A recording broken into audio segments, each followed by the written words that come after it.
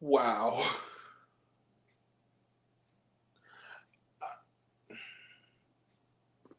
Words fail me, really.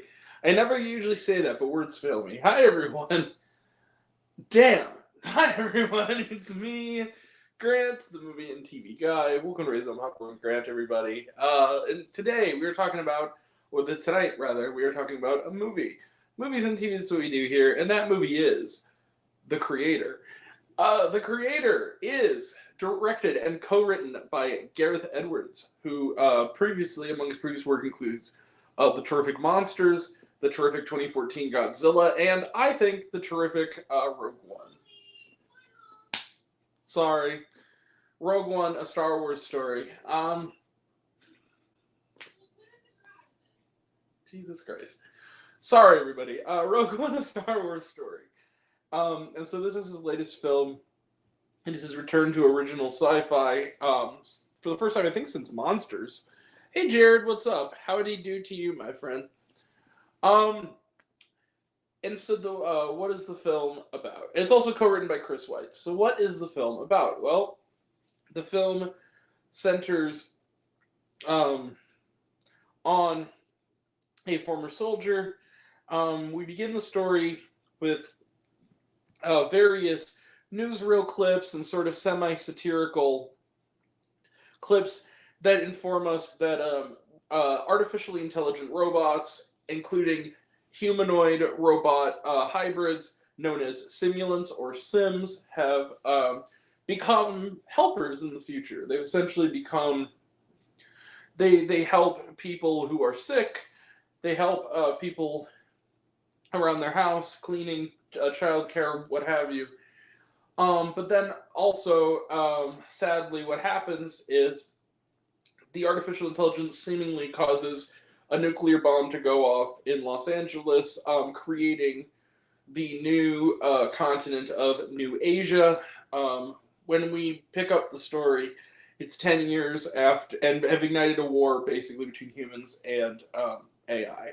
And essentially, we pick up, it's been 10 years since the man has happened, and um, we find John David Washington, who is in this film, who plays a soldier by the name of Joshua Taylor. He is a soldier living a peaceful existence with his wife, um, Maya, played by Gemma Chan, who was raised by AI, and essentially it's 2065, I believe, at the beginning of the story, and they are, um, you know, living in harmony, but they're intentionally, basically, everyone is after the creator of the title, this shadowy designer, and they will do anything to get it, and seemingly Maya is killed in a nuclear blast brought on by the military super weapon Nomad, which is hovering above the skies of New Asia. And it's causing Joshua to fall into a state of near suicidal depression and kind of hiding out in solitude when he's recruited by soldiers led by Colonel Howell, played by Allison Janney, to find and shut off the super weapon that is being controlled by the creator, dangling above him the possibility that Maya might still be alive somewhere. Out of love for his wife, he agrees to go. But wouldn't you know it, that super weapon turns out to be a artificially intelligent young girl. He names Alfie, played by newcomer Madeline Yuna Voles. I hope I'm saying that name correctly. Voiles, who's terrific. This is her first thing, and she's amazing. Um, in classic Wolf and Bear Cub fashion, the two become sort of a duo, a father-daughter-ish duo. Think like Joel and Ellie, or Mando and Grogu. They become, and very soon they find themselves on the run from those who want to kill little Alfie. Or to use knowing that she will turn the tide in this war. Let the battle begin. So, the creator is I don't even know where to start, and this is in the opposite of when I usually don't know where to start. This movie's gotten kind of a weirdly divisive response from critics. It's been positive, but it's 70%. Like, there's some people who just love it. There's some people who just really hate it. I am the former camp. I fucking loved the creator. I loved everything about this movie. This is a classic. This is a sci-fi classic. This is... I hunger for movies like this. I hunger for it. I want original, thoughtful sci-fi where the big action and explosions and the IMAX-sized mayhem is the cherry on a sundae of ideas, character development, sentimentality, emotion, humor, everything. The Blade Runner 2049s. And like that, the creator, it's possibly because of the strike, I don't know, but Disney, it's another Fox movie that Disney is barely promoting. That is unacceptable. Please see this movie. This is truly a special movie. I really, really love this film. This has great action, great character development. It made me cry hard at the end.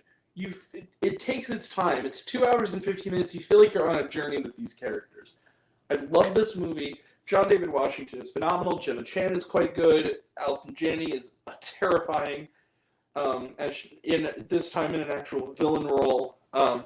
And this young lady, Madeleine Yuna Velez, I hope I'm saying your name correctly. What a superstar. Like, she's so good, and she's asked to do a lot of stuff with this character, especially that changes as the movie goes on, and play this character in different ways as the plot goes. And she nails it. And she's like a little tiny kid. She nails it. I love this movie. I love everything about this movie. I feel like even just reviewing this almost is insufficient and recommending it. Please see the creator. Please. This is such a good movie. See this movie and send a message to Hollywood that we want more of this. Please. Please. Now, after my plea goes, I'm also going to point out some things that I really did enjoy about this movie. For instance, I love the world building. I love the little fake newsreel at the beginning, which has some nice dark humor in it. I love there's a running thing where the little girl, Alfie, is watching on television what seems to be an anime of some kind, like an old anime, think like Astro Boy or something of that nature. And then when you get a good look at it, you realize it is a in-universe animation that is of the world building of this movie, animated in the style of something like Astro Boy. That is awesome. That is truly awesome. I love that. Little details like that, I loved. The characters in this, when you find out who the creator is, it's a really great reveal. And the last 15 minutes of this movie, I felt like a robot punched me in the stomach. Like, it was such a gut punch of an ending, but it's so moving. I love this movie. I loved this movie. This is going to be one of those movies that I think is going to be a little bit misunderstood. It's going to be a classic. Think like AI, artificial intelligence. This movie's going to have that kind of life. I really believe that. I love this movie. I love everything about this movie. It's one of the very best films I've seen in 2023. And I'm going to give the creator... Yeah, you see it. Bang. 5 out of 5 stars plus for the creator. We got another one. What a week for movies. Like, wow. What a week. I love this movie. 5 out of 5 stars plus. Just damn. 5 out of 5 stars plus for the creator. I love this movie. Let's close the book on it. Trailer trash. Trailer trash. Let's talk some trailer trash. Okay, Poor Things. Talked about it. Looks good. The Bike Riders. This looked really interesting. This is Austin Butler, Tom Hardy and Jodie Comer, and it's about or Jodie Comer, and it's about yes, motorcyclists in the '60s. Looks really interesting, and they're kind of in with the mob, I guess, kind of, or like organized crime. Really interesting. Napoleon talked about it. Looks good. Aquaman and the Lost Kingdom, which we got the trailer kind of twice because I saw this movie in IMAX, and they had the trailer beforehand, and then after the credits rolled and I was getting up to leave, like it was fade out. I was walking away and it started up again. The trailer for Aquaman and the Lost Kingdom. Okay, I think that was just a computer error, but still, it's kind of funny. Yeah, it looks good. Argyle. This is the new film from Matthew Vaughn. This looks really cool. I like the humor of it. I like the kind of old school spyness of it. Looks like a lot of fun. Great cast, too. The Hunger Games, The Ballad of Songbirds and Snakes. Talked about it, looks good. Killers of the Flower Moon, talked about it, looks good. The Marvels, talked about it, looks good. And was there shawarma? No, there was not. All right, that is it. We will be back tomorrow for Paw Patrol. Yeah, we'll have reviews of Saw X and Paw Patrol the Mighty Movie, which Paw Patrol the Mighty Movie, if all goes well, will be the 200th movie I have seen and reviewed in 2023. So, yeah. Wow.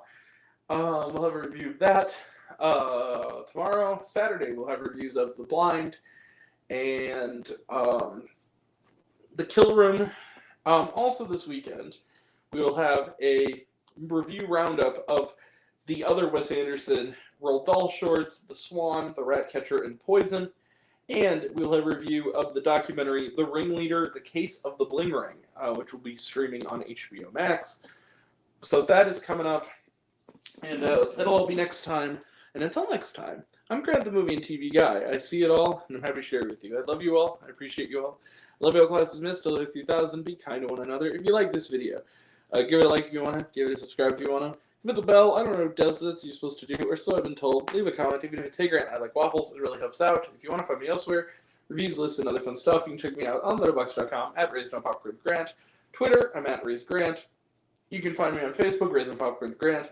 Instagram and Threads and TikTok at Raised on Popcorn with Grant. Serialized, all one word, lowercase, Raised on Popcorn. Check out my podcast, Raised on Popcorn with Grant, the podcast on Spotify and Anchor. Some of you already have, but if you haven't, take care of yourself, take care of your mental health. It's incredibly important, and I want to know down below, what did you think of The Creator? Did you like the movie? Did you hate the movie? Do you think my opinion's good? Think I'm full of shit? Comment below, let me know. And until we meet again, we're all raised on popcorn. Make mine with extra butter. Catch you guys next time. See you around, guys. Have a good night. Bye.